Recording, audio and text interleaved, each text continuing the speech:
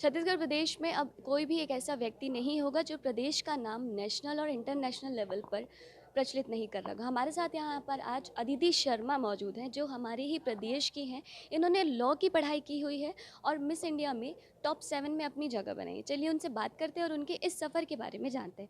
आप छत्तीसगढ़ प्रदेश के रायपुर जैसे छोटे शहर शहर से जाके मुंबई में अपनी जगह बनाई, कैसा रहा आपका सफ़र? जी पहली बात तो रायपुर अब छोटा शहर नहीं रहा। मैं जब मुंबई गई थी तो मेरे कंधों पे एक तरीके से एक रिस्पॉन्सिबिलिटी थी हमारे राज्य का नाम रोशन करने का, हमारे राज्य को रिप्रेजेंट करने का। और मैं बहुत ही ग्रेटफुल हूँ और मैं बहुत ही प्राउड हूँ कि मैं वो करने में थोड़ी कामयाब रही हूँ। एंड मेरी जर्नी बहुत ही अच्छी रही। अप्स एंड डाउन्स तो सबके लाइफ में आते हैं। कुछ दिन अच्छे थे, कुछ दिन लगता था कि घर चली जाऊं, कुछ नहीं हो रहा है। बट अगर वो बुरे दिन नहीं आते तो मुझे अच्छे दिनों की उतनी खुशी नहीं होती जो शायद जितनी आज हो रही है। तो बहुत ही अच्छी जर्नी थी मेरी। आपकी मदर सिंगल पेरेंट हैं, तो यहाँ से वहाँ तक पहुँचने में आपको और आपकी मदर को किस किस तरह की डिफ़िकल्टीज़ का सामना करना जी। पड़ा? तो डिफ़िकल्टीज़ तो आई थिंक सबकी लाइफ में होती हैं, चाहे सिंगल पेरेंट हो या जैसा भी हो, डिफ़िकल्टीज़ सबकी लाइफ में होती हैं। हाँ, बट जब आप एक सिंगल मदर होते हैं तो कई लोग होते हैं जो ये बोलते हैं कि कैसे करेगी या ऐसा क्या कर रही है जो इसकी लड़कियां इतना आगे जा रही हैं। तो हर एक चीज़ है कि आपको अपने रास्तों में चलना है, आपको किसी भी बातों का को सुनना नहीं है, क्योंकि कुछ तो लोग कहेंगे, लोगों का काम है कहना, उनको कहने दीजिए। एंड हमने यही सोच के हम आगे बढ़े। हम तीनों, मैं, मेरी मम्मी एंड मेरी सिस्टर, हम तीनों ने अपना जो भी सपने थे, हम अपने सपनों के को पूरा करने के लिए सिर्फ चलते रहे, ना कि इधर उधर सुने। और सिर्फ बुरी चीज़ें नहीं, हमें बहुत सारे लोगों का सपोर्ट भी मिला। बहुत सारे लोगों के लिए हम ग्रेटफुल हैं। हमारी फैमिली, मेरे नाना नानी, मेरे मामा मामी, हर एक ने, मेरी मासी, मेरा भाई, सब ने हमें सपोर्ट किया है। तो मैं ये भी कहूँगी, नेगेटिव चीज़ें आप इग्नोर कीजिए, पॉजिटिव पॉजिटिव चीज़ें आप सुनिए और उनसे ही आप एक तरीके से इंस्पायर होइए और उन्हीं से आप अपना सफ़र आगे बढ़ाइए, बस। आप एक लॉ स्टूडेंट हैं, उसके बाद लॉ एक बहुत विभिन्न क्षेत्र हो जाता है, जी। उसके बाद फिर फैशन वर्ल्ड में जाना, जी। ये डिसीजन आपने कैसे लिया? तो मुझे बचपन से ही एक्टिंग का शौक था। कैमरे के सामने रहना, मिरर के सामने एक्टिंग करना, डांस करना। मैं बचपन में स्कूल में हर एनुअल फंक्शन में डांस करती थी।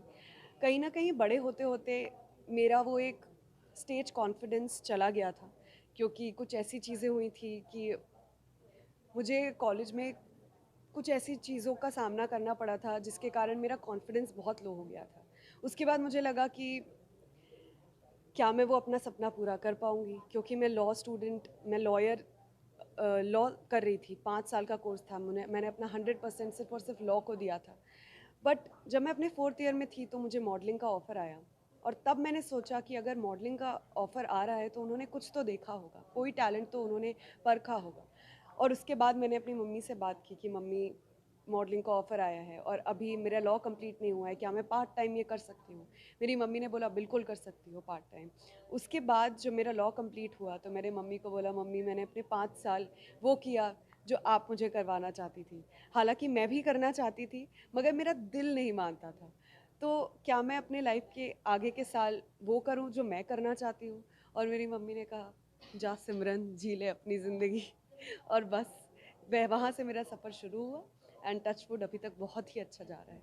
अक्सर ये सुना जाता है या लोगों का एक्सपीरियंस भी रहा है कि कास्टिंग काउच जी। बड़े शहरों में हैंडशेक की तरह होता है, बहुत जी। कॉमन जी। होता है। जी। तो आपको कभी ऐसी स्थिति का सामना करना पड़ा? जी। मुझे ऐसी स्थिति का या इससे कोई सिमिलर स्थिति का आज तक कोई सामना नहीं करना पड़ा। मुझे लकीली शायद हर एक ऐसे इंसान से जिससे मैं मिली हूँ उसने मुझे रिस्पेक्ट से ट्रीट किया है। उसने मुझे मेरे टैलेंट के लिए मुझे ऑडिशन के लिए बुलाया है, ना कि किसी और चीज़ के लिए। तो मेरे एक्सपीरियंस में कास्टिंग काउच जैसी चीज़ कोई भी अभी तक मैंने एक्सपीरियंस नहीं की है।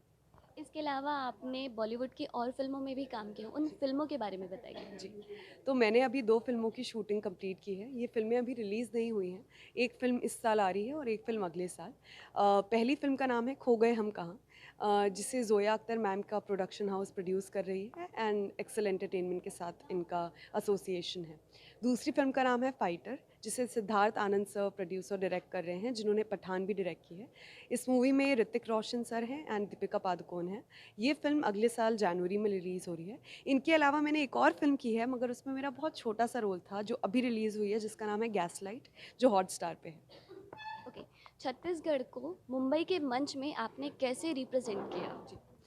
तो छत्तीसगढ़ को मैंने मुंबई के मंच में ऐसे रिप्रेजेंट किया कि मैंने ये दिखाया कि यहाँ के लोग कितने ज़्यादा ग्राउंडेड, कितने ज़्यादा वेलकमिंग और कितने ज़्यादा दिल से साफ़ हैं।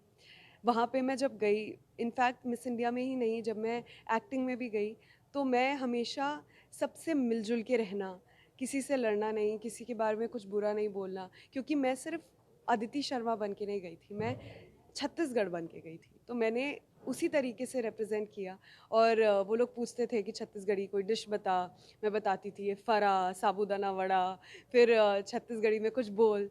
तो ज़्यादा तो मुझे छत्तीसगढ़ी आती नहीं है, यही बने बने, कैसी है टूरी और छत्तीसगढ़िया सबले बढ़िया। तो यही किया एंड मुझे लोग बोलते भी थे कि हमें छत्तीसगढ़ के बारे में ज़्यादा पता नहीं था, बट तेरे कारण हम जाने हैं कि छत्तीसगढ़ का कल्चर कितना रिच है और छत्तीसगढ़ में कितना टैलेंट है।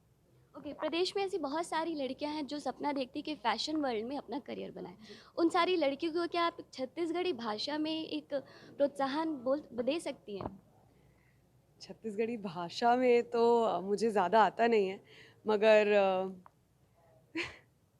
कोई भी छोटा सा संदेश जितना आप जी, बोल सकती हैं, आप प्लीज़ उन्हें बोल दीजिए। तो टूरी वन जो भी मुझे देख रही है, सब बने बने, तो मुझे एक्चुअली ज़्यादा नहीं है। आप मन जो भी सपना देख रही हैं, उसे पूरा करने निकल जाइए। मैं आपके साथ हूँ and all the best for your life. तो ये थी हमारे साथ अदिति शर्मा, जिन्होंने मुंबई जाकर छत्तीसगढ़ को रिप्रेजेंट किया। उनके अनुसार मुंबई में किसी भी तरह की ऐसी परिस्थिति का उन्हें सामना ना करना पड़ा जिस वजह से उन्हें परेशानी में पड़ना पड़े। कैमरा पर्सन मिथिलेश के साथ ईटीवी भारत के लिए सोनाली, रायपुर।